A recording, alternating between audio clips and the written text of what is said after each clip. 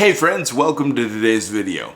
Today is going to be the greatest day of your life. You know, with the recent death of Charlie Munger, I got to thinking of a friend of mine, a mentor that has really energized me over the years and set me up for some incredible success.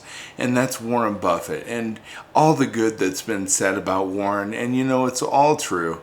He's a renowned investor, a businessman, and a philanthropist serving as the chairman of Berkshire Hathaway.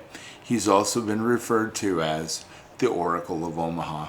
He's one of the most successful investors of all time and one of the nicest men you'll ever meet. He has a net worth of $100 billion, the majority of which was gathered after the age of 50. So if you think you're behind, just remember, you're not even close. You have plenty of time to do whatever it is you want with this life, and you can do anything you want to do in this life. You know, back to Warren, his investment strategies and business acumen have made him a household name, and his success insights have inspired millions worldwide, including this guy. And, I just want to talk today about Warren's 10 success rules and how you can apply them in your life. I've always found these rules to be pertinent and things that are great advice, things that can take you to the next level. Warren is somebody, as an investor, obviously one of his first rules is going to be to reinvest your profits. When you earn money for the first time, you may be tempted to spend it. It's something that you just do once your bank account's full and money's coming hand over fist. And I tell you what, when it rains, it pours. And money can't talk, but I tell you what, it can hear. And if you call it, it'll come. And when it rains, it pours, my friends. In fact, when money comes into your life, sometimes it can come so fast and furious, you'll wonder where it was during the lean times. You can do it. I'm telling you, anybody can. You just need to step up, set goals, and take action. Now, Warren felt that it was better to reinvest his profits rather than spend them, and he learned this lesson early in life. During high school, he and his friend purchased a pinball machine to place in a barber shop. Now, as they began to earn money from that machine, they invested the profits into buying more machines and placing them in different shops. Now, eventually, they ended up owning 8 other machines. Later, when they sold the venture, Buffett used the profits to buy stocks and start another small business. Warren also says, be willing to be different. I love this. Be unique, because you know what? It's in your uniqueness where you're going to find your greatest success. And Warren states that it's essential to avoid making decisions based solely on what other people are saying or doing. You see, in 1956, Warren Buffett started managing money with an initial investment of $100,000 from a few investors.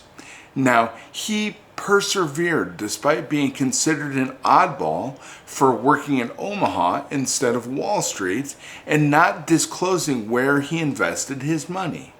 Now, many predicted that he would fail, but after 14 years, he closed his partnership with a value of more than $100 million. And when next time somebody thinks that you're not going to succeed or they can't see your vision, just tell them this is your Led Zeppelin and you're going to fly it into history. It's so funny. I always think back about great rock stars like the group Led Zeppelin. Everybody said that band was going to fail, and it ended up producing some of the greatest musicians ever in the history of music. I tell you, it's so amazing. Another thing Warren would say is, never suck your thumb. Now, what does he mean by that? He means that it's crucial to gather all necessary information before making a decision. Now, consider asking a friend or a relative to help you stick to a deadline. Warren believed that in making decisions quickly and taking action promptly, he does not believe in wasting time by overthinking, and he called that overthinking thumb sucking. I love it. Or spell out the deal before you start. Warren believed that your bargaining power is at its peak just before you begin a job, because at that point, you have something that the other party desires. Smart. You see, Warren Buffett learned this lesson when he was young. His granddad, Ernest, hired him and a friend to clear the family grocery store after a snowstorm. The boys spent 5 hours shoveling until they could barely move their frozen hands. After completing the job, Ernest gave them less than 90 cents to share between them. Lesson learned, I guess. Watch small expenses. Warren invests in companies managed by individuals who are incredibly meticulous about their expenses. You see, for instance, he once bought a business whose proprietor counted the number of sheets of toilet paper in every roll to ensure he was well fed. And you see, Buffett also admired a friend who only painted the side of his office building that faced the road. Talk about frugal spending. But I tell you what, if you don't spend it on stuff, you can invest it for your future. I completely get what he's doing. It makes perfect sense. What a gentleman.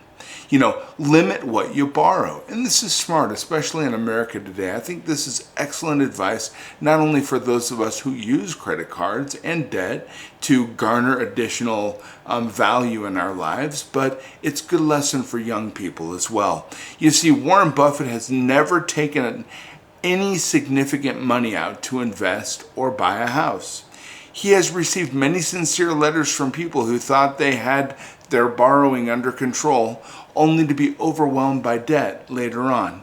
His advice is to talk to your creditors and agree on what you can afford to pay.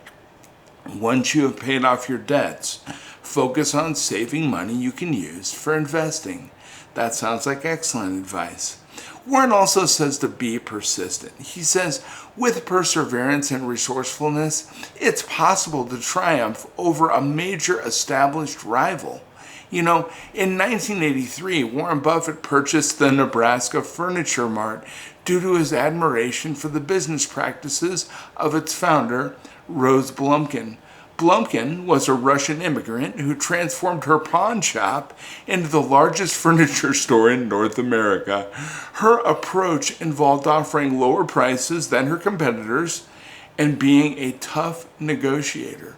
Now, I gotta tell you, I grew up in Omaha, Nebraska for a brief period in my life, and we went to the Nebraska Furniture Mart. Rose Blumkin used to ride around on her little motorized vehicle, and she would wheel and deal, and she was just the most amazing woman.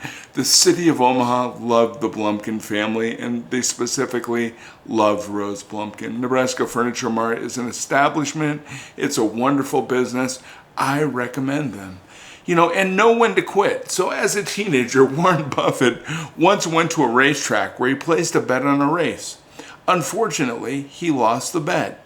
He put another chance on a different race to recover his lost money, but he lost again.